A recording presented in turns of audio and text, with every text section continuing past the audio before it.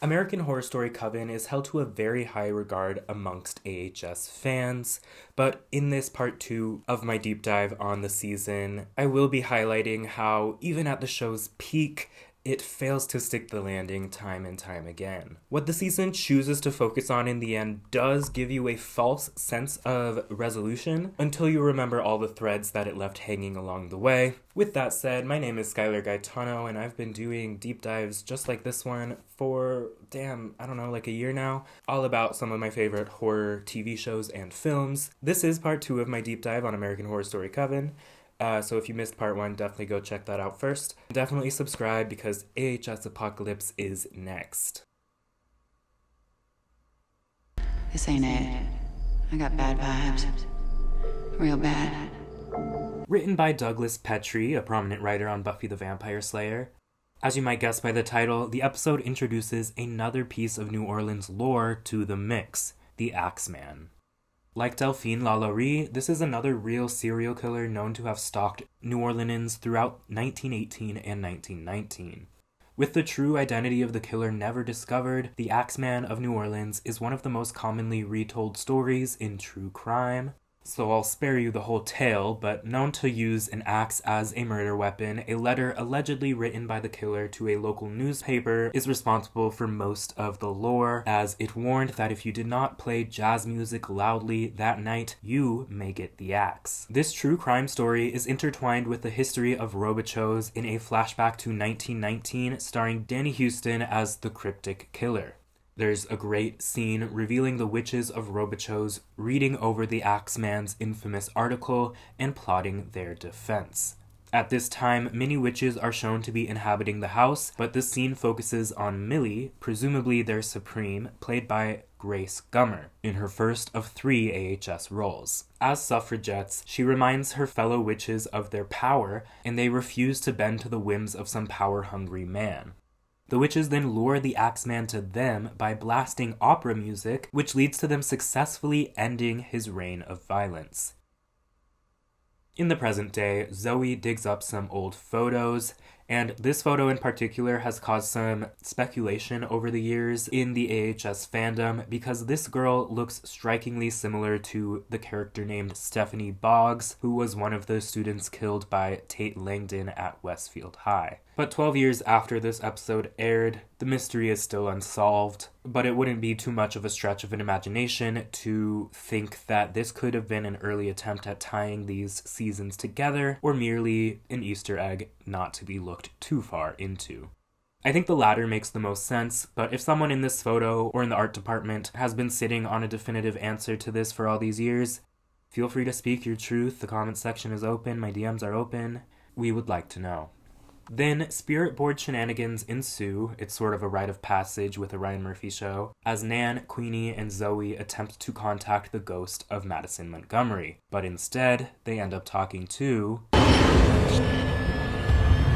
Axeman! While doing chemotherapy, Fiona is able to read minds for the first time in her life, and she hears the emotional pleas and regrets of fellow cancer patients in the room. After some online research and snooping around the Coven's old possessions, our modern-day witches piece together that back in 1919, Millie and her coven killed the infamous Axeman killer in this house. Zoe wishes to enlist the spirit of the Axeman's help to figure out what happened to Madison, but Queenie and Nan are not on board. So Zoe just does it alone instead, and the Ouija board leads her to Spaulding's space in the attic, where she discovers Madison's decaying corpse. Now using a white cane for assistance, Cordelia once again experiences a violent vision of Kaylee when she touches husband Hank. Piecing things together and seeing him for who he is, she says he will be held accountable for his betrayals. Get out! Baby. I'd get out while you still can, Jughead. When Fiona places her hand on her daughter's back, Cordelia sees a vision of Myrtle being burnt at the stake after being accused of attacking her, all of which is news to Cordelia. Hunting Myrtle. In the swamplands, Misty tends to her garden, including Myrtle in the midst of her revival, and while bathing Frank and Kyle, he is sent into a fit of rage triggered from some deep-rooted trauma from his mother's sexual abuse, and he ends up destroying Misty's radio. Misty's distraught, but Zoe shows up and de-escalates things and demands that Misty help her resurrect Madison. Then, at the hands of Zoe and Misty, Madison slowly comes back to life, complete with some nasty roaches crawling out of her throat. I need a cigarette. With that, Misty leaves Kyle with Zoe and says she can't stick around. This ain't it. I got bad vibes. Real bad. Revealing an alliance, we learn that Hank has been working as an undercover witch hunter hired by Marie Laveau 6 years prior to eliminate every descendant of Salem. The show then flashes back to Kaylee meeting with Cordelia as a potential Robichaux student after she was charged with arson after her uncontrollable magic powers lit her fiancé on fire after he broke off their engagement. Kaylee, though, seems to have turned down the opportunity with the witches in pursuit of a normal life, and in swooped Hank. Hank claims he's killed 6 witches for Marie Laveau, but Marie is angered by the return of Delphine and the beheading of Bastien, both deeds done by Fiona. And I brought you back life and she took it away again? No more nonsense. You go back there and you bring me their heads. All of them. What? You bring me their heads, all of them. Then you burn that place to the ground. Back at Robichaux's, the Axeman's spirit speaks to Cordelia and begs to be released, before attacking Cordelia with his axe all throughout her bedroom. Hearing the struggle, Zoe conducts a spell that releases the Axeman from his tethers to the spirit world. Having earlier yearned for one last romance in her life, Fiona might have received just that as the Axeman himself approaches her and buys her a drink.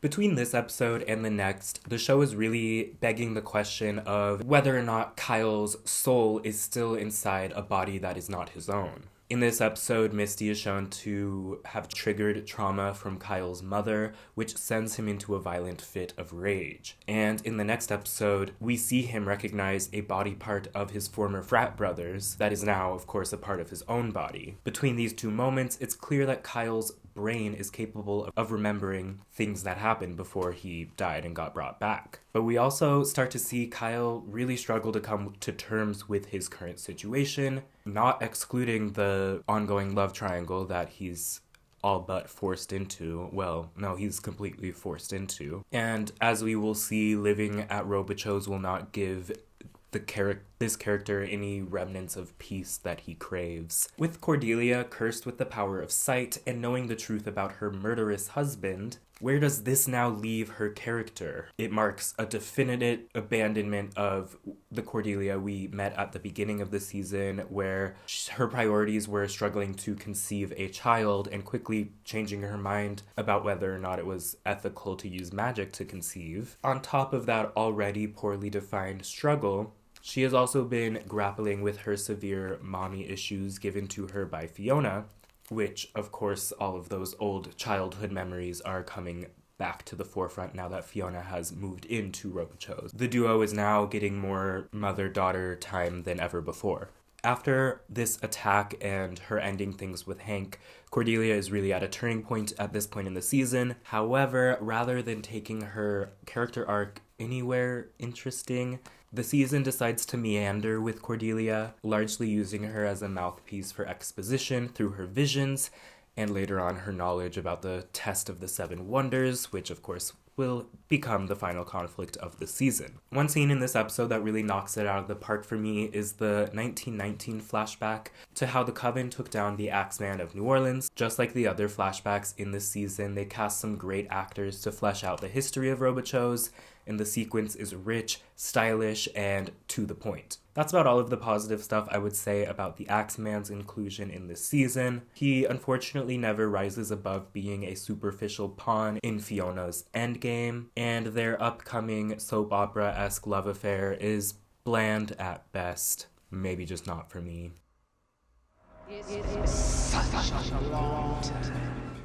Opening with a flashback to Kyle in his first life, we see him and his fraternity hanging out at a tattoo shop where Kyle refuses to get one. He says he wants to become an engineer and he wants to get stuff done. He tells his frat brother that his neck of the woods still hasn't recovered from the flooding from Hurricane Katrina. So he wants to make sure structural failures like the levees breaking in that fateful storm won't happen again. As Kyle says, "The levees were built by the U.S. Army Corps of Engineers, but they built them for shit." This flashback is revealed to be a memory as Kyle stares down at his forearm, which is now tattooed with a 4-leaf clover, having once belonged to frat guy number 7. Frank and Kyle sobs as he pieces together what he has become. Then Madison has her cigarette and narrates about how being the victim of rape, as depicted back in episode 1, affected her. But Madison says she can no longer feel pain after being resurrected. Her clear and natural avoidance of feeling the full scope of a traumatic experience is now pushed even further down without the choice of ever processing that pain. Then, the Queenie bonding with the former slave owner / torturer / murderer sessions kick into full gear as now the pair are having a girls' night at the drive-thru. Queenie does point out the irony that she's hanging out with Delphine and not her quote-unquote sister witches, and Delphine says that the white girls will never see Queenie as one of them because of her skin. After her conversation with Delphine, Queenie visits Marie Laveau for the first time, who tells her that the country's history of slavery still has a lasting effect on how black people are treated by white people to this day. We'll never be welcome here, and those witches are the worst. Marie Laveau despises the lavish treatment Fiona's been giving Delphine, but Queenie says Fiona is punishing Delphine by making her Queenie's personal slave. Marie warns that the stories of Delphine's crimes are only the half of it, and she belongs back in her eternal prison 6 feet under. And she leaves Queenie with a proposition. The price of admission is Madame Delphine Lalaurie. I never said I wanted to come join you. Voodoo doll belong in the house of voodoo. Later, Queenie asks Delphine what the worst thing she's ever done was. Delphine says her one true regret was when she murdered the newborn son of one of her slaves, whom she suspected slept with her husband, and the next day, the mother jumped from the balcony. It wasn't only a different time, it was a different world. And after hearing Delphine's horrific story and realizing Marie was right, Queenie tricks her into entering Marie Laveau's salon. Welcome back. Laveau cages Delphine and later paints her face with her blood. Cordelia stumbles across Madison in the hallway and sees a vision of Fiona cutting Madison's throat. Cordelia then warns Zoe that Fiona may attempt to kill her next due to her increasing powers. She tells Zoe that Fiona killed Anna Lee to become Supreme back in the day, and now she knows that she also tried to kill Madison to prevent her from taking the supremacy. So if she even thinks you're next, you're next. Holy shit. Right? So what do we do? We're going to kill my mother. Kill her once, kill her good. Directly after this, Zoe walks in on Kyle and Zoe having sex. Earlier in the episode, though, Madison and Kyle bonded over their shared state of life after death, and she asks if, when he died, his afterlife was like hers, dark, cold, and empty. He doesn't say anything, but they embrace. Unbeknownst to Fiona, the Axeman has killed a famous pianist and takes Fiona to his house as if it were his own. Nonetheless, the pair hit it off as he grossly likens his saxophone playing to his lovemaking. Note to self, after a long day at work, I don't want to see that. Cut to Fiona and the Axeman getting dressed, and the Axeman drops a profoundly creepy bombshell on Fiona. Given his spiritual attachments to Robichos, I've been watching over you since you were 8 years old. I don't want to see that. There's then a flashback of a super young Fiona defying an older bully witch, and the Axeman reveals that it was he who pushed the bookshelf onto her. The Axeman is then shown to have literally watched Fiona as she slept over the years, and it's honestly so fucking creepy. You call that a seduction? Fiona leaves hastily, thank goodness, but unfortunately that is not the last time we see the Axeman. Then, after finding Spaulding's severed and enchanted tongue in a closet, Zoe reattaches it. As it is still enchanted by Myrtle's truth spell all those years ago, Spaulding is then interrogated by Zoe, and she learns Fiona murdered Madison. Spaulding also says this. My family has served this coven for 10 generations. Remember, he cannot lie, his tongue is enchanted, and yet this fact about Spaulding is retconned by the show's episodic spin-off, American Horror Stories, which we will talk about in just a few more minutes. I have devoted my life to it. Not anymore. And just like that, Spaulding has died. But of course that also means we will definitely see him again. Then, more or less, Madison and Kyle invite Zoe into a throuple, and the three of them have a threesome. I'm of the opinion that a throuple could honestly solve a lot of problems, but this arrangement that they come to in this episode does not last, largely because Kyle still has no agency. The question of consent never truly comes into the forefront with Kyle's character, but sex is never shown to be something that Kyle truly desires under his current circumstances, and once he does gain the ability to speak, he speaks of only loving Zoe. The show never really shows anything sexual happening from that point on. But the fact that what happens in this episode happens in the first place does at least add an interesting footnote to the complex history of these characters. And now that the show has given us some fabulous flashback sequences detailing the early days of Fiona Good and Myrtle Snow at Robichaux's alongside the 1919 girls, I'd be remiss if I didn't take a brief intermission to let you know about a botched episode of the AHS spin-off American Horror Stories, in which the episode's twist ending is a reveal that the whole thing was a prequel to Coven. Compared to the Murder House episodes of Stories, this Coven episode only briefly involves characters and locations we know from Coven, so I won't be breaking down the entire episode in ad nauseum like I did with the Rubber Woman episodes, but rather using this as an opportunity to vent about how much I dislike the choices that were made in this so-called Coven prequel. And if anyone asks, you've been here your entire life, just like your father before you and his father before him. I won't bury the lead here. The twist ending in this episode is that the little kid we've been focused on for the entire episode is actually a young Spaulding. However, in order to make that twist ending make sense, you would have to disregard several things we know about Spaulding from Coven, and the episode is more fan service and retroactive continuity than any meaningful addition to the lore of Coven. However, the deep dive would not be complete if I didn't mention it. Coven, which takes place in 2013, shows us flashbacks to the early 1970s, when both a young Fiona Good and Myrtle Snow were students at Robichaux's. We also see Spaulding at this time. While it's impossible to certainly say the ages of these characters in the Coven flashbacks, it seems as though Myrtle and Fiona are in their early 20s, and Spaulding seems perhaps 5 to 10 years older. We can kind of make the timeline make sense in Dollhouse, which takes place in 1961, 10 years before the Coven flashbacks, as it shows both a young Spaulding and a young Myrtle Snow, who look to be about the same age. Sure, with some slight stretches of the imagination, we can make this make sense.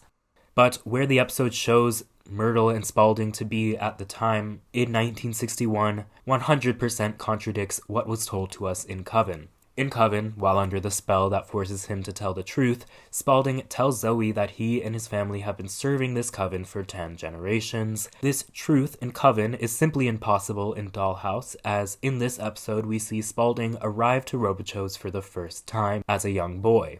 And we also learn who his family is, and they have zero ties to Robichaux's or witchcraft. So, do with this backstory what you will, but now let's unpack the retcon of Spaulding. Full name Otis Spaulding Van Wert. He is the son of an uber-successful doll maker, cleverly played by Dennis O'Hare himself.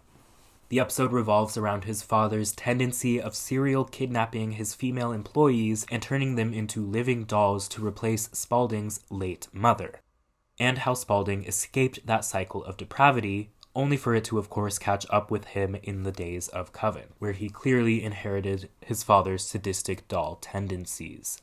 Spaulding gets close to one of his father's captives named Kobe, who, as the episode goes on, is revealed to be a witch skilled in telekinesis.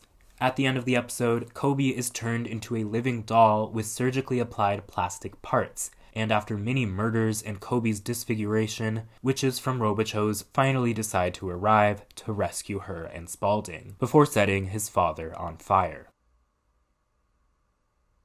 Side note, despite neither of these witches being named in the episode or its credits, the actress portraying the blonde one, Caitlin Delaney, has said that her character was intended to be Anna Lee Layton, the Supreme at the time. This would make sense, but given their unnamed nature, I always thought of them as two powerful witches sent by Anna Lee, and Anna Lee was still back in New Orleans, But with the way the episode is presented, I guess it can be open to interpretation.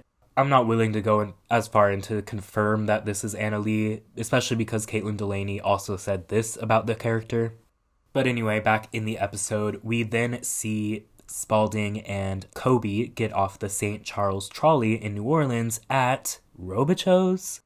I mean, the sign says Robichaux's, but this building looks nothing like the iconic bunker mansion used for the exterior shots in both Coven and Apocalypse. I mean, the red brick, really? You know, it's probably safer if you don't use your first name here. Do you have a middle name? Spaulding. And if anyone asks, you've been here your entire life, just like your father before you and his father before him. Okay, sure, but he could not tell a lie when he said this to Zoe. Myrtle's spell enchanted his tongue so he could not lie. There's no loophole there. Randomly, a kid in a Myrtle Snow Halloween costume runs up. I'm Myrtle. I planned to run this place someday. The end. Yeah. Lazy! So that happened, but I think it's best if we try to forget about it.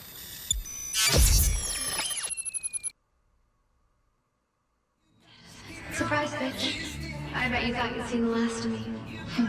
Madison and Zoe track down Queenie beneath an underpass where she is collecting a dark heart at the request of Marie Laveau, who is conducting a spell to strengthen Queenie's powers. This town ain't big enough for the two of us. War is coming, and you're gonna lose. Then, catching up with Fiona, she narrates to us how her cancer has worsened, causing her extreme pain and suffering. Despite this, and despite his creepy admissions in the last episode, her romance with the Axeman continues, and she reinforces the idea that her worsening health is being caused by the rising powers of a new Supreme. Then, 3 episodes after a zombie lodged an axe in his spine, we catch back up with boy next door Luke and his mother Joan. Look what they did to you. You don't get it, they saved me! Only Jesus can save you. Things then enter parental sexual abuse territory again, as Joan forces Luke to strip and cleans a very specific part of him. Why, Ryan Murphy? File this one under unforgivable. Next door, Misty barges in after being hunted by the witch hunters, and Cordelia immediately offers her protection. After being marinated in the swampy soil long enough, Myrtle Snow is now back in action to the shock of Cordelia and the rest of the Coven. Myrtle says because the mere fact that Misty Day has resurrected both herself and Madison, she must be the next Supreme. She then leads a ceremony called the Sacred Taking, involving these stylish veils and capes and the ascension of a new Supreme. As Cordelia tells us, the ceremony has been performed 3 times in the Coven's history. In 1692, when the witches migrated south during the Salem witch trials, then Supreme Prudence Mather had tuberculosis and would not survive the trip. Given that Fiona clearly has no intention of killing herself, they've decided to use Madison to push Fiona over the edge. And thus, this historic moment was born. Surprise, bitch. I bet you thought you'd seen the last of me. Madison says she's already told everyone Fiona was responsible for her death, so Fiona can either kill herself tonight or burn at the stake tomorrow. As Fiona packs an escape bag, Myrtle too visits Fiona for the first time post-resurrection. Fiona tells Myrtle about her romance and how she wants to spend her last days with Mr. Axeman, but Myrtle successfully convinces her that love is only a pipe dream, and he will never stick around when her illness worsens. So Myrtle helps Fiona choose her look for her deathbed, and Fiona swallows a handful of pills. However, the ghost of Spaulding awakens her from her slumber and convinces her to throw them back up. Queenie gives a hamburger to the caged Delphine Lalaurie, who is now being tortured at the behest of Marie Laveau once again. Marie enters and confronts Queenie. Delphine is bold, ranting about how her invincibility has made her grow tired of torture and pain, and she might as well put her back in her grave as she doesn't want to be a part of Obama's America anyway. Nan goes next door to check up on Luke, only to find him tied up in a closet. She tries to break him out, but Joan is already on the phone with the cops downstairs. Another fiery Patti LuPone confrontation ensues, but is cut shockingly short by gunshots entering the house from outside, hitting Joan. Luke subsequently gets hit while protecting Nan, who was undoubtedly the intended target, as we see the shooter is none other than 2-timing witch hunter Hank Fox. When the paramedics arrive, so does Misty Day. Fiona follows her, and in their first meeting, Fiona instructs Misty to resurrect Joan. Can't even let her rest for a damn minute. Right outside, Cordelia discovers a stray bullet that, when she touches, reveals to her the identity of the shooter. The next morning, Fiona tells Cordelia that after she and the others attempted to kill her, now she really does feel like Cordelia is her daughter. Cordelia then reveals the bullet she found to be a blessed silver bullet. The answer to the question of the depths of Marie Laveau's imagination then comes in the form of a box on the Robichaux's front door.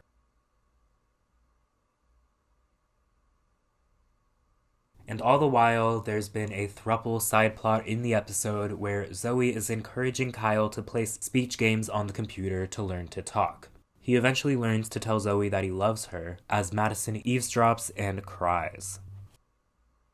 Aside from the beyond weird stuff with Joan and Luke, I really like this episode. It's campy, absurd, and the internal struggle is focused on the ascension of the next Supreme, and in the handful of episodes that focus on that struggle, I think this is one of the better ones. All the while, we have Queenie going under the wing of Marie Laveau. Although their work together does take place primarily off-screen, I mean, I really do wish we got to see more of that. We do get to see some of their relationship in the scenes that they do share with the rest of the witches. Shot by Michael Goy and directed by Alfonso Gomez Rejon, this is a very well shot and directed episode with comedically focused writing. In terms of some of the conflicts outside of the Seven Wonders, it is treading water a bit, but it was very entertaining, and to its credit, it is starting to bring the witch hunter storyline to the forefront, which, you know, if we gotta do it, we gotta do it. And now, a brief word from our sponsor. I'm so happy to be partnered with Manta Sleep once again. If you haven't heard of them, they make a great line of quality sleep masks. I've been using their products, specifically their Manta Silk Sleep Mask and their White Noise Machine for the past 6 months, and they've helped me achieve comfortable, uninterrupted sleep. Their range of sleep masks and sleep accessories cover every base of my rest and relaxation needs, and they are also super travel-friendly and easily and endlessly adjustable. So if you are in the need of some sleep assistance, head over to mantasleep.com and at checkout use SkyGae, SKYGAE, at checkout for 10% off your order. And thank you so much to Manta Sleep for sponsoring this video. God damn it! The episode is directed by Howard Deutsch, who also directed 2 John Hughes scripts from the 80s, Pretty in Pink and Some Kind of Wonderful. He's also the father of actresses Madeline and Zoe Deutsch. The more you know. The episode begins with a flashback giving us a small bit of context on Hank. Witch hunting is a career he inherited from his father, as we see him being trained to kill witches at a very young age, and in this fiery encounter with a pyrokinetic witch, young Hank fails to kill her, but his father does, only after taking some flames to the arm. We later catch up with present-day Hank in Atlanta, Georgia, at a place called the Delphi Trust, an investment company that is also a front for the witch hunters. His father, Harrison, who runs the Delphi Trust, which by the way the characters mostly refer to as the corporation, meets with Hank and says he's been way too sloppy in New Orleans. Hank then mentions Cordelia's acid attack, which to our surprise and Hank's was an act authorized by the corporation. After Hank takes some offense to this, his father forces him to recite an oath. We were a brotherhood pledged in blood, dedicated to stamping out the pestilence of witchery on the North American continent. In New Orleans, Fiona brings Delphine's head back to Marie Laveau to propose a new alliance between the two of them, given the confirmed threat of witch hunters targeting them. Sensing Fiona's unwell, Marie calls out that it seems that the weakened Supreme needs Marie's help rather than the two of them needing each other. Back at Robichaux's, Cordelia drops some eggs. God damn it! I get it, girl. In this economy, Myrtle consoles her and recalls the day the two of them first met, when Fiona dropped Cordelia off at Robichaux's. Will you be my mother now? I've always loved you like a daughter. Cordelia tells Myrtle she never thought that Myrtle was guilty for her acid attack. Now reunited with her former council members, Myrtle seems very forgiving to Quentin and Pembroke. Myrtle has temporarily paralyzed Quentin and Pemby as she insults them before removing one of each of their eyes with a melon baller. Shortly after, she installs those balls into Cordelia's skull and... Oh my god, I can see. good as new. What happened to Quentin and Pemby? Well, predictably, Cordelia's visions cease once she can see again. And now it's time for more Queenie and Delphine scenes, only this time, just the head. Roots, the sign of an American family. You are gonna watch all 8 hours of it. You're not leaving this earth until I educate you about those people you torture. My people. After Roots, Queenie tells Delphine they'll be watching Mandingo, The Color Purple, and Baps. Fiona discovers Kyle's been living under her nose all this time, and she uses her magic to speed along his cognitive abilities. He's now able to form full sentences, conversations, and even play card games. Meanwhile, in his hotel, Hank's wrists are sliced and his body is contorted by Marie Laveau via voodoo doll. Marie Laveau sends her regards. This man then puts Hank on the phone with Laveau, who says he's toast unless he kills the entire coven tonight. In the hospital, Luke is comatose, but Nan can communicate with him telepathically. Luke says God's mad at Joan for murdering Luke's father. A flashback shows us that Joan put bees in her husband's car and locked him inside after discovering him cheating. God told me you put bees in the car. Once again, Joan rebukes Nan. Later on in the episode, Joan murders Luke by smothering him in his hospital bed. Misty Day and Cordelia enjoy the musical delights of Stevie Nicks while making potions in the greenhouse, and Hank drunkenly appears to try and weasel his way back in. But Cordelia remains firm and declares that she's filing for a divorce. Hank then decides to flip the script, going to Marie Laveau's salon and opening fire. First only at Laveau's patrons. Queenie then takes a bullet during the attack, as does nearly every other employee of the salon. Eventually locating Laveau, Hank shoots her, at first in the arm, but before he can deal any more damage to this immortal being, Queenie gets a hold of one of Hank's several guns and uses her powers to kill Hank by shooting herself in the head. Notably, this entire sequence is interspersed with Delphine's head being forced to watch footage from the civil rights movement. The episode then ends with Marie Laveau arriving at the doorstep of Robichaux's, seemingly as the sole survivor of Hank's attack. This episode is a doozy. Hank's movements in the episode make no sense other than to push the plot forward and bring Marie Laveau and Fiona Good together, and it has devastating impacts on the things Laveau represents in the season. Not to mention the artistic choice to splice together the ambush of Marie Laveau's salon by Hank with footage from the civil rights movement of the 1960s is a lot, to say the least. Besides this, the episode also has a half-assed throuple side plot going on in the background that is, in my opinion, completely wasting these three great actors that at one point used to be driving narrative forces in this season. I'm Stevie Nicks.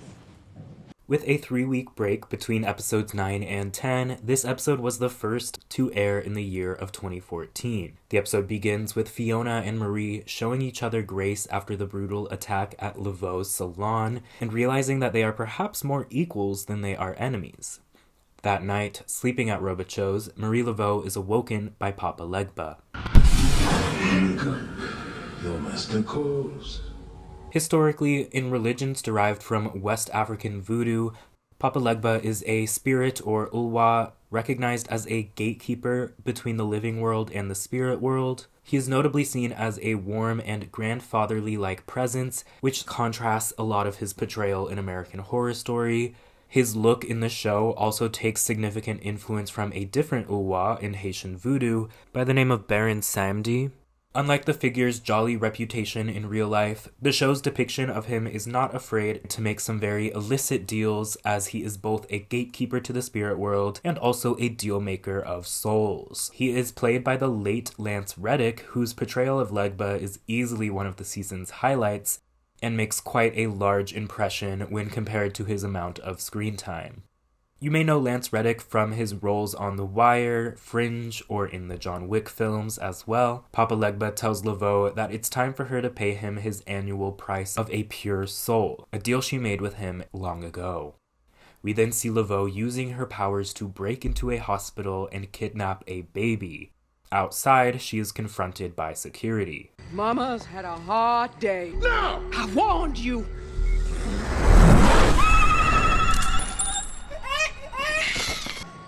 Shut up. I'll give you something to cry about. The next morning, Laveau's having coffee with the ladies as if nothing happened overnight, and she casually admits that she hired Hank to kill Cordelia, Fiona, and the rest of the coven. Never approving of Hank, Fiona then charges across the room to slap her daughter clear across the face. You're not just blind, you are willfully blind!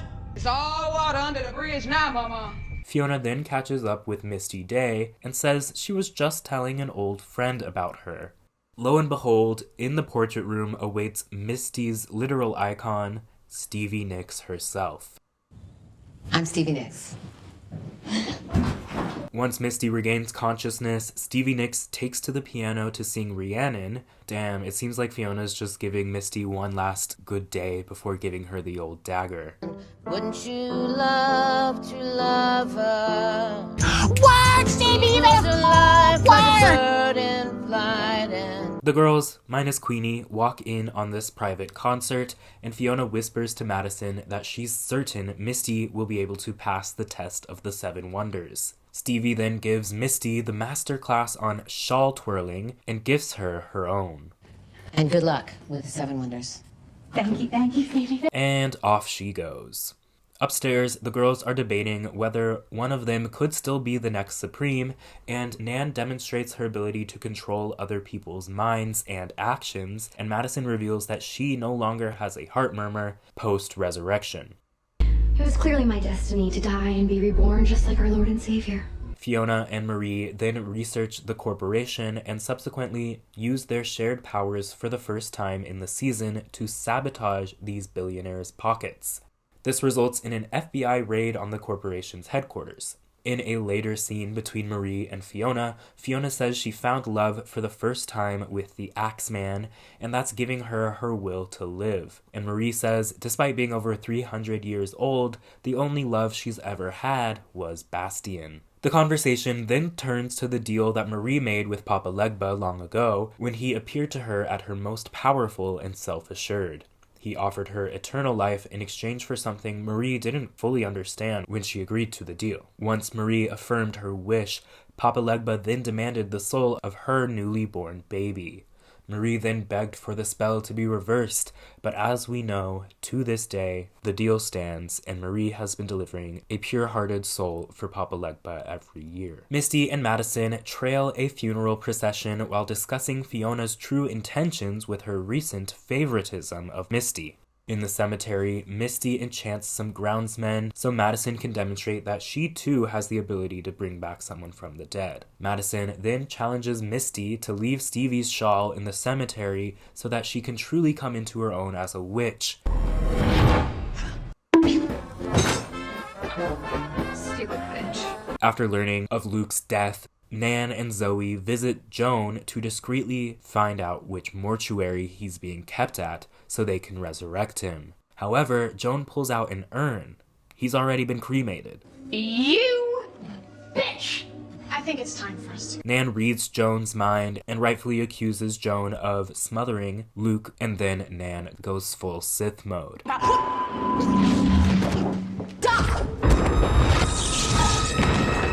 Nan then controls Joan as she drinks bleach and dies for the second time. In the greenhouse, Myrtle finally brings out her theremin. What is that thing? It's hideous and weird. Don't be a hater, dear.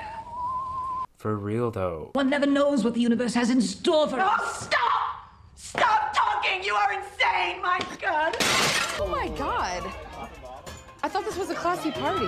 That night, Fiona successfully summons Papa Legba, who offers her freedom from death in exchange for her soul. Fiona negotiates some terms, and in turn, Papa Legba says he will require her services once a year. For instance, would you cripple your daughter? Today?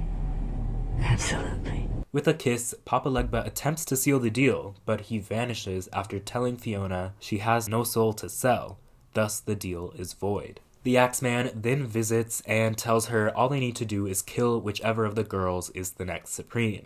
Haven't you heard? I have no soul. I'll just kill them all. The next morning, Nan meets Marie after discovering the baby she kidnapped, and Nan is still drunk with power after killing Joan. Now give it here. Eat my shit. I'm the next Supreme. I just killed the woman store with my powers just now, and I will kill you. Before we could see how that face-off would go, Fiona diffuses the situation. Marie explains what the baby is for, but how she's having a hard time grappling with giving up the baby, whom she says reminds her of her own child she had to give up hundreds of years ago. Fiona then proposes that they offer Papa Legba Nan's soul, and without further thought, the show cuts to them literally drowning Nan in the bathtub. After Nan's death, Papa Legba appears and says Nan wasn't what he requested. She's innocent. Mostly. She killed the neighbor with the bitch had it coming. Shocked at the alliance between Fiona and Marie, Papa Legba accepts this substitution and welcomes Nan back to the underworld with him. Stevie Nicks closes out the episode with another song, this time just for her bestie, Fiona. Has anyone ever written anything for you? Once again, shot by Michael Goy and directed by Alfonso Gomez-Rejon, this is another stunningly shot episode introducing both Stevie Nicks and Papa Legba to the universe, given that it goes without saying that the episode is exceptionally fun as well. I love that there's zero context given to the relationship between Fiona Good and Stevie Nicks, but it's clear there's some vague history there, which again is fun. Lance Reddick as the show's version of Papa Legba is impossible not to love. He enters this show and matches the heightened level of performances of his co-stars, having incredible chemistry and presence with every character that he interacts with in the episode and throughout the season going forward. The deal he made with Marie Laveau also reveals to us a new layer of her character and allowed for some really great Angela Bassett moments in the episode. One thing, though, that absolutely blows about this episode is Nan's death, and she is then absent from the rest of the season. I don't think I can ever forgive them for letting Nan go out like that. You can all just die. The episode opens with a flashback to when Delphine Lalaurie first came to New Orleans, and the scene again deals with her brutal torture of her slaves and her thirst for blood. In the present day, nearly the entire living ensemble attend the funeral of Nan. Amen. And despite being presumed dead for an entire episode, somehow Queenie returns, and she's plopped the head back on the antiquated Archfiend. There's then a long montage of Delphine getting back to life as the maid at Robichaux's, and she proves to have not learned anything from her weeks spent with Queenie, because she takes the first opportunity she gets to kidnap and torture a man based solely on his race.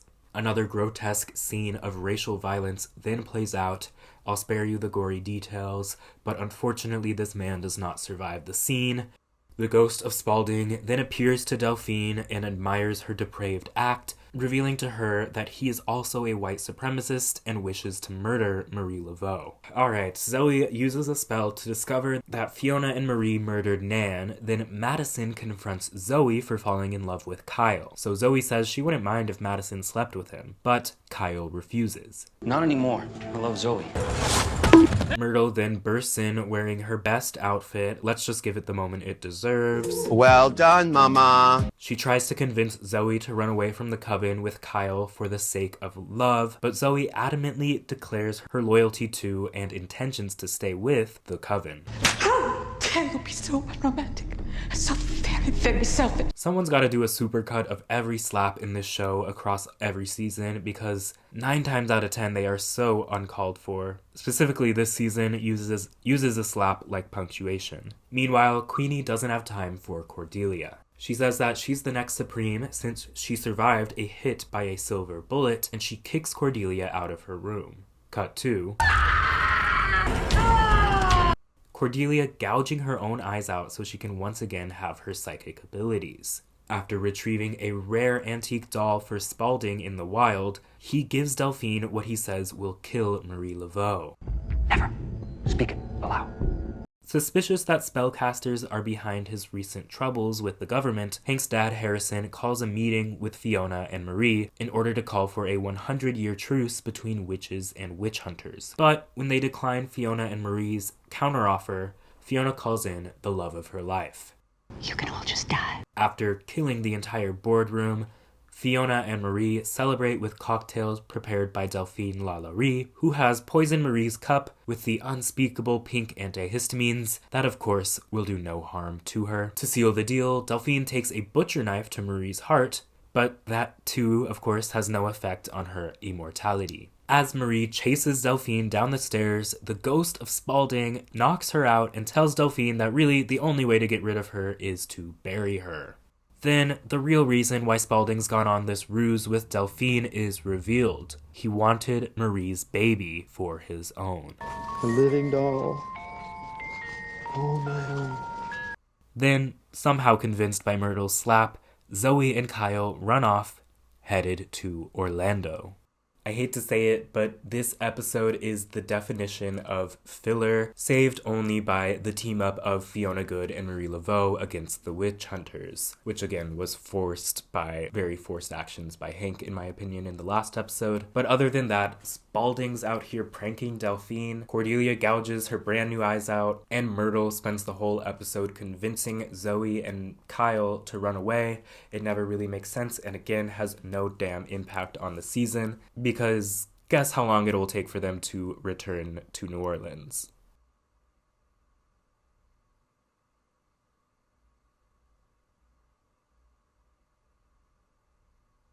I'm told it starts as a tingle of the cooch.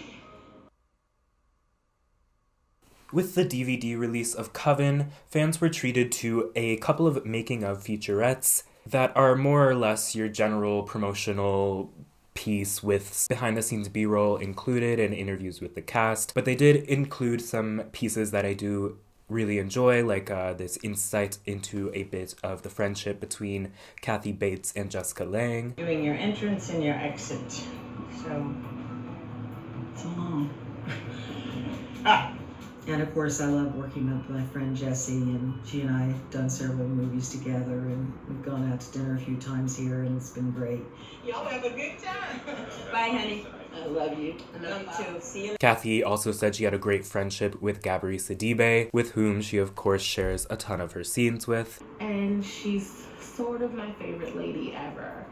I just love sitting across from her in a scene and just watching her. It's almost like acting school. I've enjoyed working with Gabri Sidibe. I was crossing my fingers that I would get a chance to work with her, and my dream came true. And if Kathy doesn't share scenes with both Gabby and Jessica in season 13, since they are all in the cast, which is crazy, there's also some great behind-the-scenes footage of the special effects creation of the Minotaur. There's the Minotaur that she's seen in episode 1, 2, and 3 of American Horror Story, played by Amir Baraka. First, we put a huge cowling on his neck to make his neck look bigger, and then this is more of a mask that we kind of slip over his head. But if you want to go all the way over, it's this. Special effects makeup team is unbelievably good, and we're so lucky to. We also have this moment with Sarah Paulson making her co-stars giggle by repeating an explicit Myrtle Snow line. I'm told it starts as a tingle of the cooch. We have a tingle in the cooch. Start with a tingle in the cooch.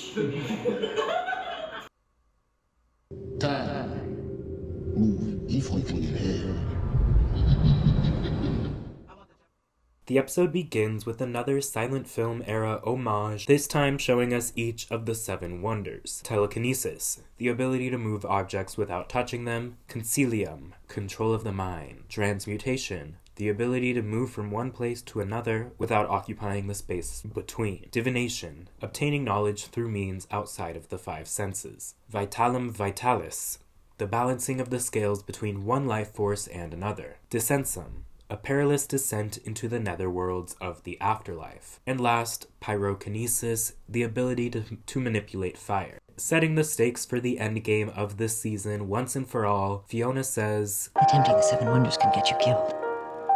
But perform them, and you are the next supreme. Queenie, though, is focused on finding out where Marie Laveau went, and when Fiona mocks Papa Legba, Queenie professes, He's a deity. Show some respect. But this ignites Fiona's short fuse, and she force chokes Queenie.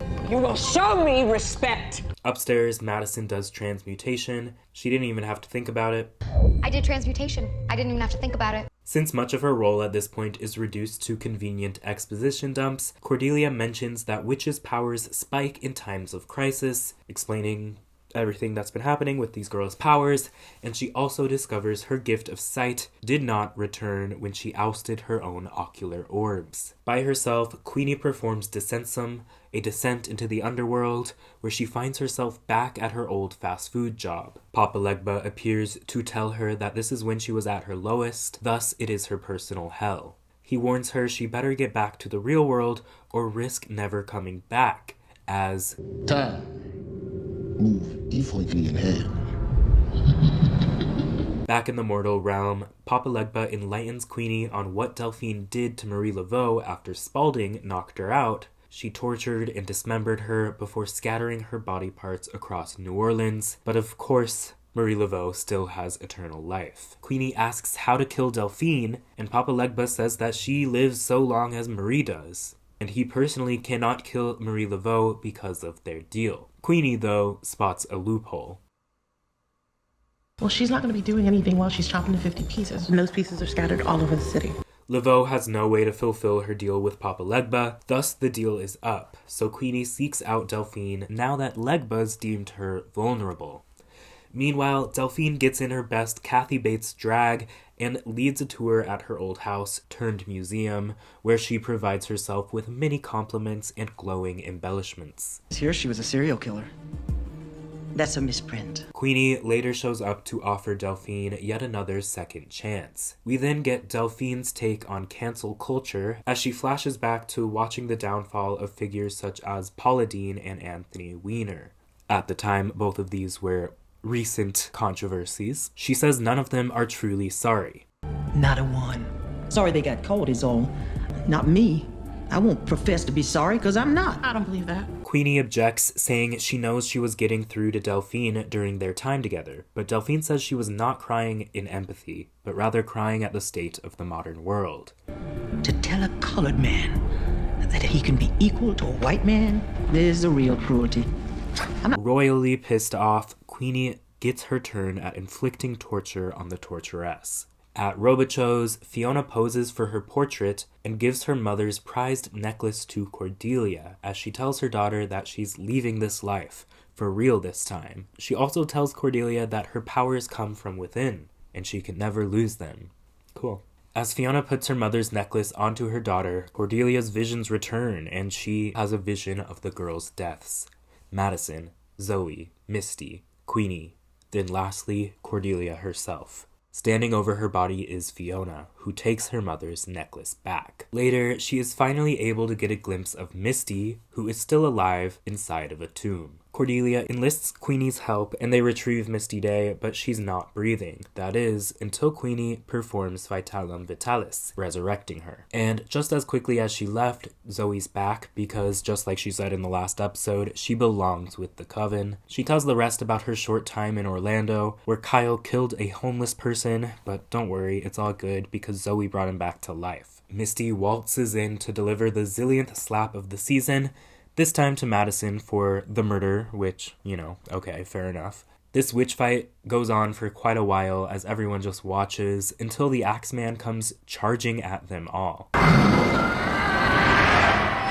The Axeman is drenched in blood, and when Cordelia touches it, she senses it's her mother's. The show flashes back to what led to this as Fiona's true intentions were revealed. To the Axeman. She planned on leaving the country without him, and while she may have loved him, she truly could not see a life with him. He then took his axe to Fiona's back, then fed her body to the alligators in the swamp. Even I can't bring somebody back once they're gator shit. The show wants us to believe Fiona's dead, but if you trust that at this point in the season... Fool me once. Shame on you. If fool me, we can't get fooled again. The witches, minus Myrtle and Cordelia, then recreate their ancestors' group stabbing of Mr. Axeman, ending his second trip to the living realm. And whatever Queenie did to Delphine off-screen must have been pretty gnarly, because when we find her again, she's in the underworld as Papa Legba professes, And the two 19th century historical figures with immortality are now in Papa Legba's underworld, where he has prepared an afterlife consisting of Marie Laveau inflicting torture on Delphine and the Lalaurie daughters for eternity. Marie says she doesn't deserve this treatment, but Papa Legba reminds her of the hundreds of babies she has sacrificed to him over the years. Everybody pays.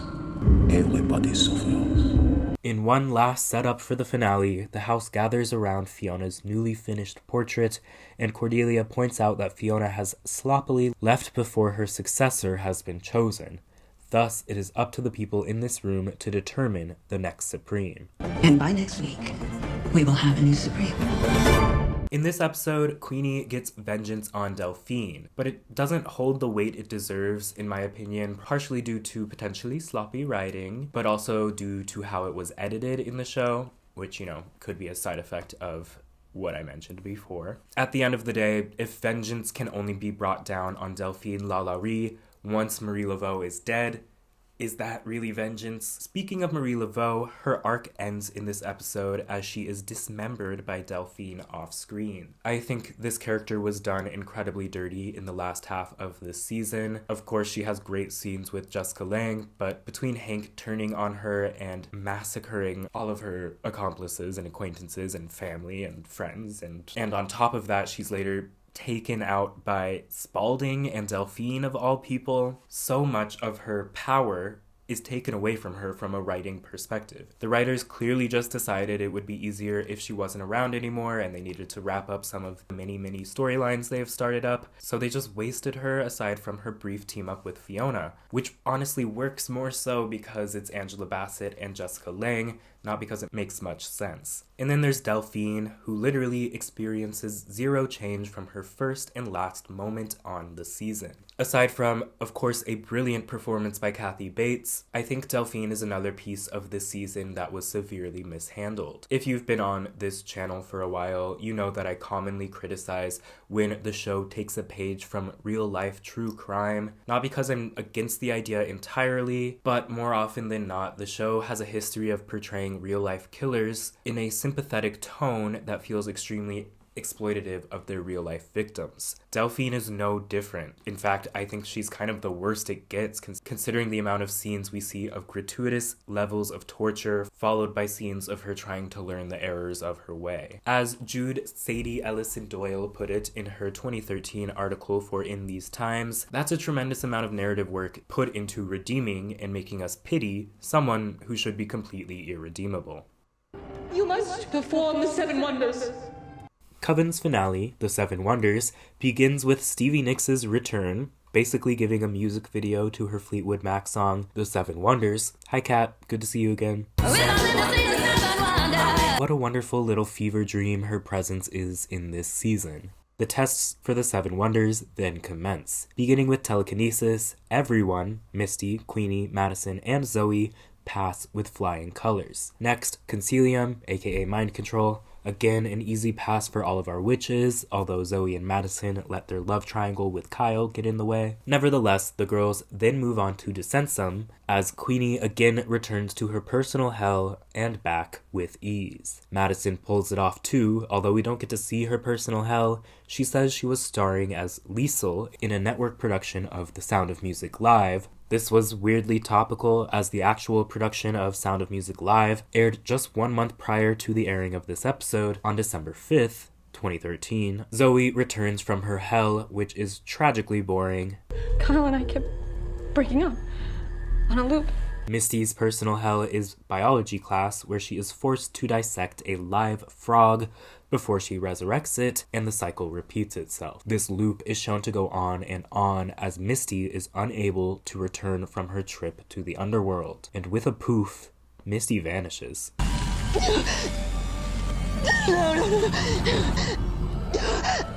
Eventually, the girls continue, and the 3 remaining witches play a game of transmutation tag. It's not a game! It's the best game! Cordelia's warnings prove true as Zoe accidentally transports directly between the gates of the academy. They take her into the greenhouse, and Queenie is unable to revive her with Vitalum Vitalis, thus taking her out of the running as well, despite her being able to do that 1 episode prior. Instead of giving it a try herself, Madison puts up a whole stink about Zoe losing fair and square and blah blah blah. So either crown me or kiss my ass. Along with Cordelia, much like the show's been overlooking her character, Myrtle realizes that they've been overlooking Cordelia's power. And mostly out of desperation for not wanting the next Supreme to be Madison, Myrtle says, You must perform the 7 wonders.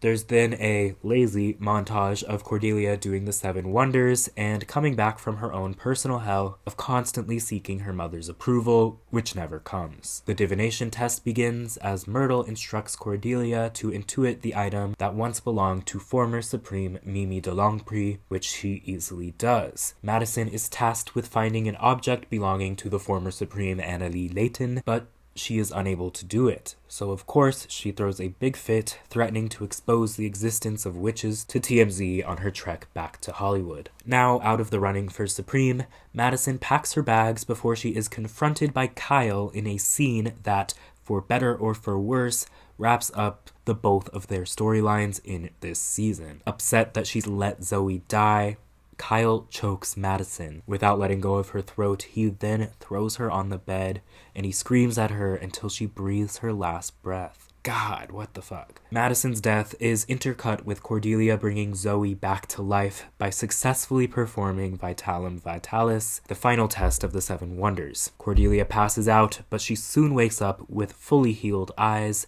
as Myrtle Snow professes, Behold, the one true Supreme. And thus ends the season-long quest of finding the successor to Fiona Good, which at the end of the day seemed pretty damn obvious, don't you think? The rest of the episode is a bit of an epilogue following a brief time jump where Cordelia has chosen to make the existence of witches known to the public. But you know, when you hide in the shadows, you are less visible. We'll always be targets for the ignorant.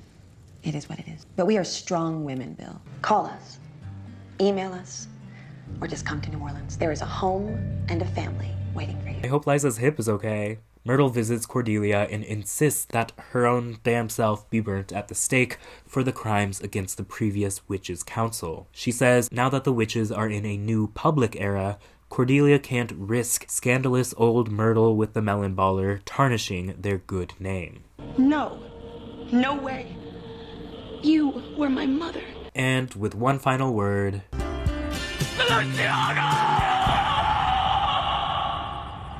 Myrtle Snow burns at the stake for the second time. By the way, this shot is widely believed to be a hint towards the clown elements of the following season, Freak Show. I think it's a nice visual hint.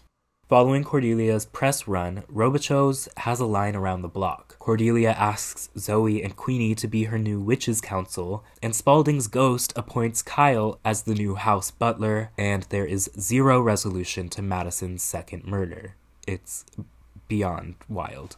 In the portrait room, a still living Fiona Good sits.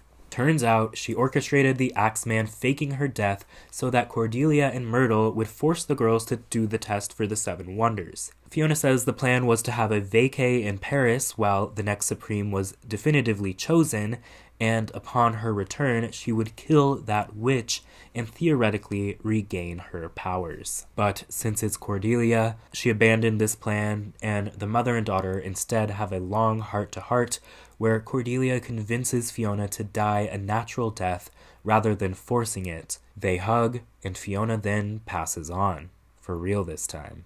In the underworld, Fiona wakes up to the sound of a rooster in a quaint farmhouse as her Axeman once described, and downstairs she finds him, revealing her personal hell to be a repetitive, violent life full of naughty pine. What is this?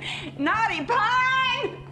Closing out the season, the doors to Robichaux are opened to a brand new and massive class of witches.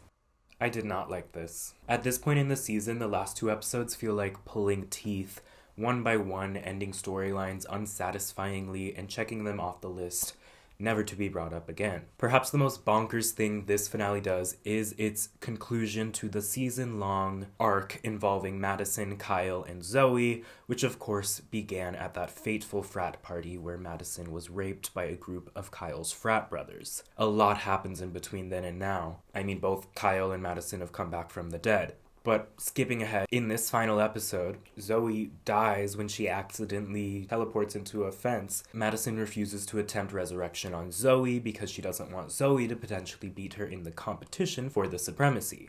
It's stupid. Madison would have to perform that task anyway. And we all know Zoe will inevitably be brought back by one of the other witches who have been shown to be capable of performing Vitalem Vitalis. Nonetheless, Kyle, despite being much more keen than his previous Franken-Kyle state, he almost reverts back to that state as he is overwhelmed by rage, and as Alicia Cross puts it, what results is a sexualized murder.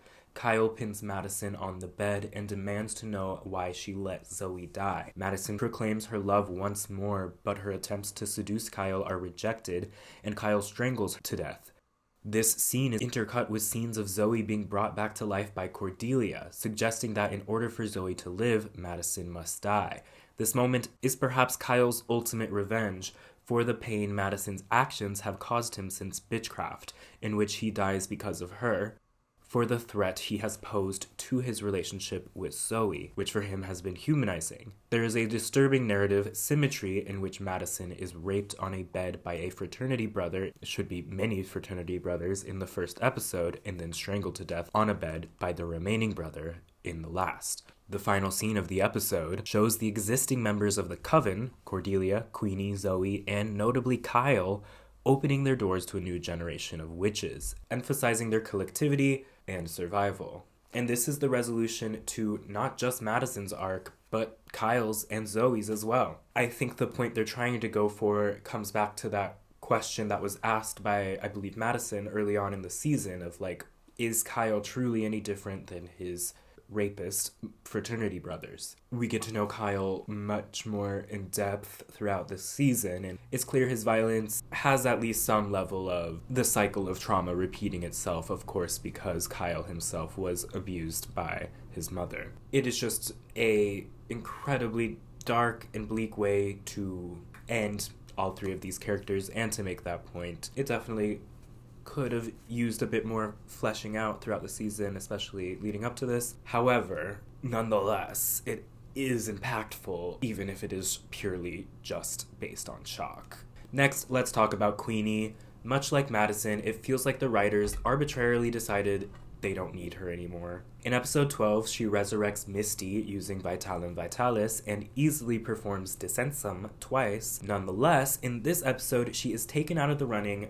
for the supremacy for failing to do which of the 7 wonders? Vitalem Vitalis. We know she can do that one. If you're gonna make us believe Queenie can't be the Supreme, at least show us her failing one of the other 7 wonders that you haven't already shown us she's proficient in. It's incredibly frustrating because I believe the best outcome of who the Supreme should be, it's Queenie. At the beginning of the season, Queenie is shown to be taking abuse from her peers and the other inhabitants of Robichos. Then she's forced to share space with a historically violent, racist killer. And despite Delphine's horrific treatment towards Queenie, Queenie attempts to prove she can change her ways. Her optimism is squashed by Delphine, who ends the season just as horrific as she began it.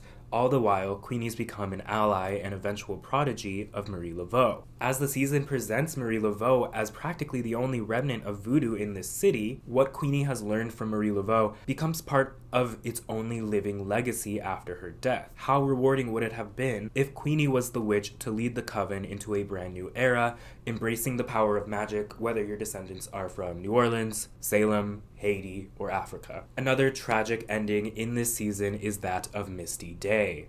But in reality, all she gets to do in these last 8 episodes is meet Stevie Nicks, die, come back to life, then get trapped in hell. Things just, one of those characters that things just keep happening to, and there's not really growth happening. Similarly, Myrtle Snow is burnt at the stake after being wrongfully accused of Cordelia. She's then resurrected, and she kills her former co-members of the Witches' Council. Then she requests to be burnt at the stake again, this time for real. Cool. I did not know I was going to be the next Supreme until Ryan Murphy called me about a week before Christmas to say, "Lady, I want to tell you you're the Supreme." And I was like, wait, what? And then there's Cordelia. She starts the season trying hard for a baby, but ultimately failing and debating whether or not to use magic to help her conceive. After quickly deciding to use magic to try and conceive, she's then blinded in an acid attack, and her husband is revealed to be a witch killer. And she never mentions wanting a baby again after that. After repaying Myrtle's fatal gift of sight by gouging them out of her skull once again, you could definitely say Cordelia starts to take on a more motherly-like role with the other younger witches. Then at the very end, with her becoming the Supreme, she does start to truly embrace that role, and although she doesn't really say anything about it, I'm sure being a mentor to a new generation of witches is scratching her motherly itch. All of that said, I actually much prefer how Cordelia is portrayed in Apocalypse than in this season.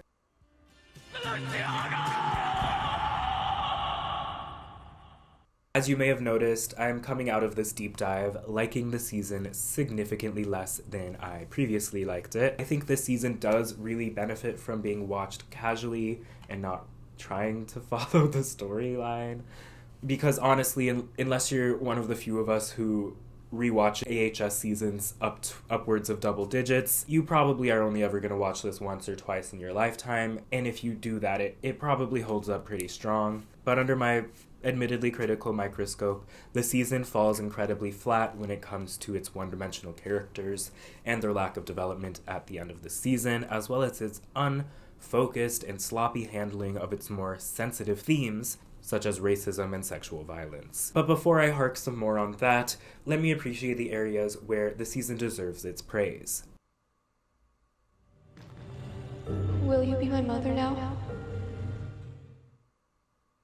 This season has one of the best ensembles of the show. Legend after legend. I think the main reason why Coven gets away with so many of its writing flaws is because each and every one of these actors is putting in 110%. As much as I hate how her storyline is presented and handled, Kathy Bates was phenomenal as Delphine.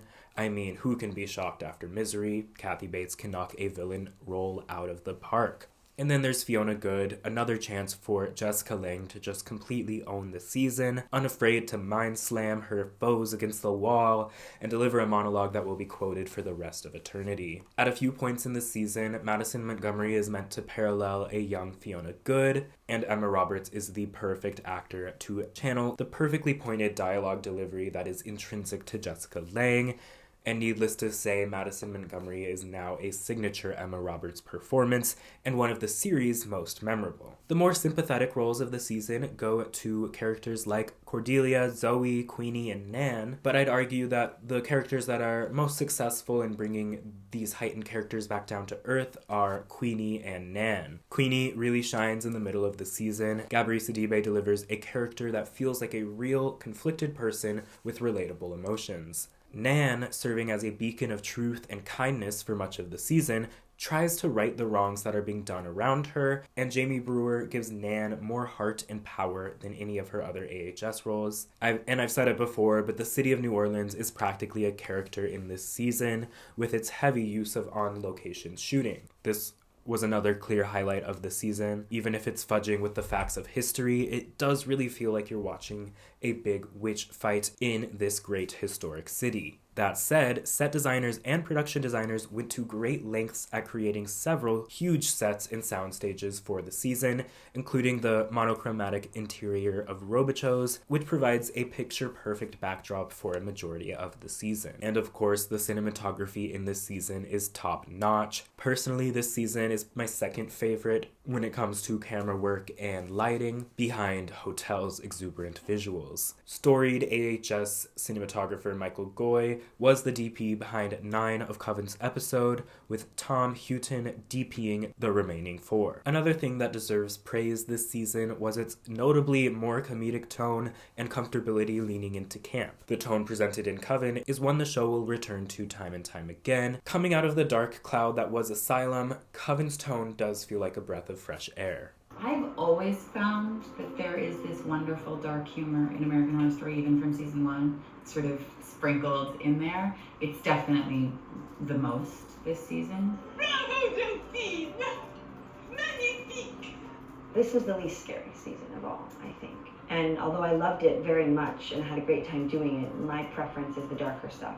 I think people are embracing Coven as even more so than the first 2 seasons because it's a little more accessible. As happy as I was, and I think we all were with Asylum and what we created in Asylum, it was a really grim show. Fans either loved it or hated it, but the season undoubtedly hooked a ton of new viewers in as well to make up for any that it might have lost along the way. The showrunners and writers seemed to love writing it too, at least at first, as before it even aired, Ryan Murphy was telling reporters he was discussing a spin-off show with FX. While that never came into fruition, Coven has an extreme influence on Scream Queens, a horror comedy series that aired from 2015 to 2016, created by AHS co-creators Ryan Murphy and Brad Falchuk, and Glee co-creator Ian Brennan. Helming that show was of course Emma Roberts, who basically plays Madison Montgomery in a different font, Chanel Oberlin. And of course, since then, AHS itself has struggled to stay away from witches.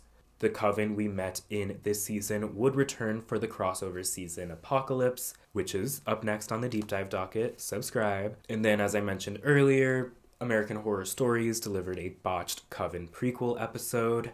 And then as recently as season 12, the show returned to the theme of witches, this time with no tangible connections to the witches we've known in franchise past. The show's reliance on aspects of Coven since it's aired is no surprise, as the show reached new peaks of fandom during its airing, and with the Tumblrification of Tate and Violet in the rear view, this season leaned heavily into those fans with its storyline involving Zoe, Kyle, and Madison, and the fans ate it up. To this day, Coven is one of the fans' most highly regarded seasons. It won both of my fan rankings that I pulled you guys on in the years of 2021 and 2024. So given the amount of Coven cast members that are returning for the upcoming season 13, there is currently a fierce debate online about whether that season should bring back the remnants of Robichaux once more. I'll be honest, part of me does want to see several of the open endings of seasons, including and post-Apocalypse,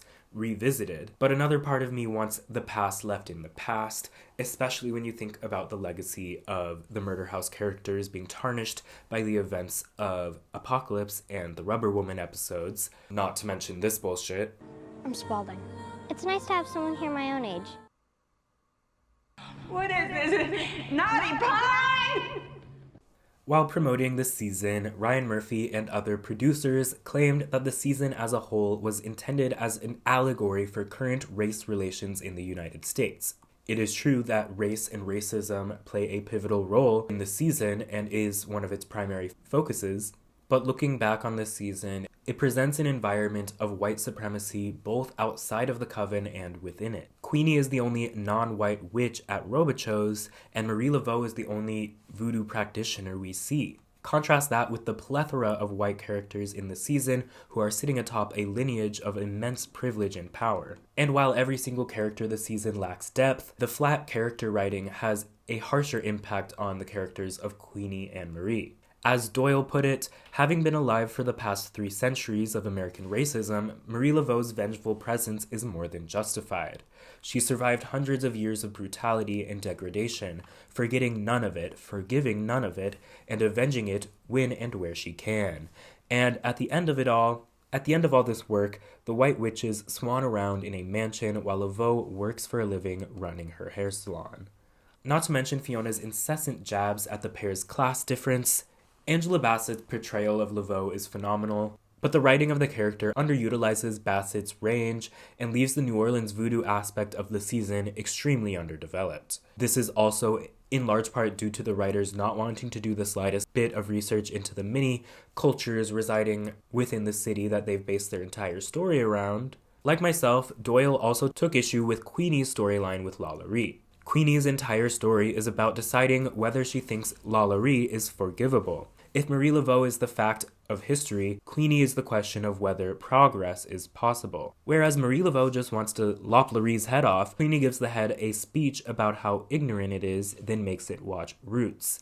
In the end, Delphine stands firm in her vitriol, and Queenie decides to kill her. Before this, though, Queenie has a mid-season storyline where she debates whether she belongs within a coven of white witches or if she should accept being taken under the wing of Marie Laveau. This storyline goes absolutely nowhere, though, because before it can, Marie Laveau is killed by Delphine and Spaulding, forcing Queenie's hand to remain within the coven. Queenie's other conflict in the latter half of the season is her increase in power, as well as competing to be the coven's next Supreme.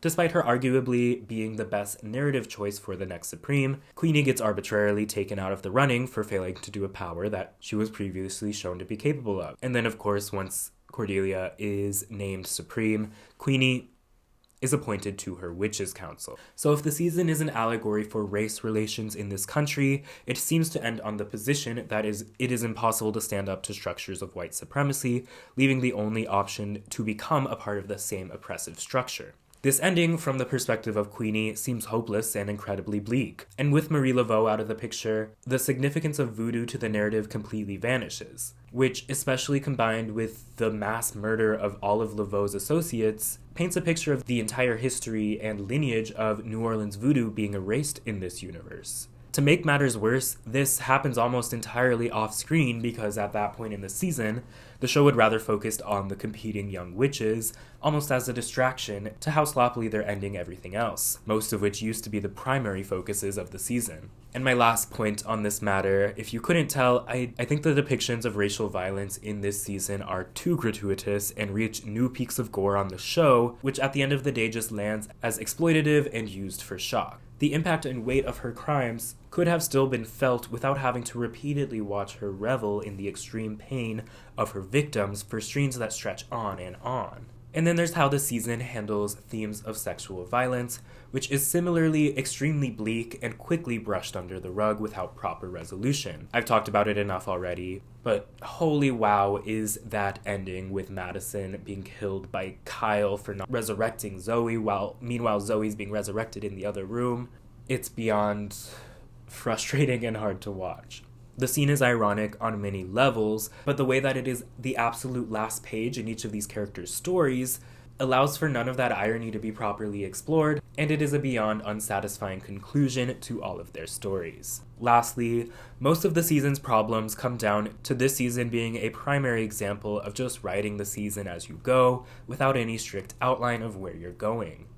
What's fun about every season of the show is that we never know exactly where the story is going along with the audience. So we come up with things that surprise ourselves. I mean, right up until the very last episode, we were arguing over who the next Supreme should be. It's almost like juggling balls. So when you say it might be Madison, you're immediately saying, but then Queenie has these powers and Nan has these powers. So you're almost giving equal weight to each of the characters at any given time, that any one of them could be the next Supreme. And we argue passionately about who we think should be the next Supreme and why. And we take strong positions on things. And oftentimes we don't agree. It just ends up being, okay, somebody in charge has to say, this is how it's going to be. AHS's production cycles are almost always extremely close to their air dates, and notoriously the scripts are not written that far in advance, which honestly makes it even more impressive that they've had so many successful seasons, but it also is clearly the reason why things like this occur. But basically, if you're writing a story, like a really long story, like a 13-episode season, if you don't have concrete answers to the major dramatic questions of the season, it becomes hard to write with dramatic intention.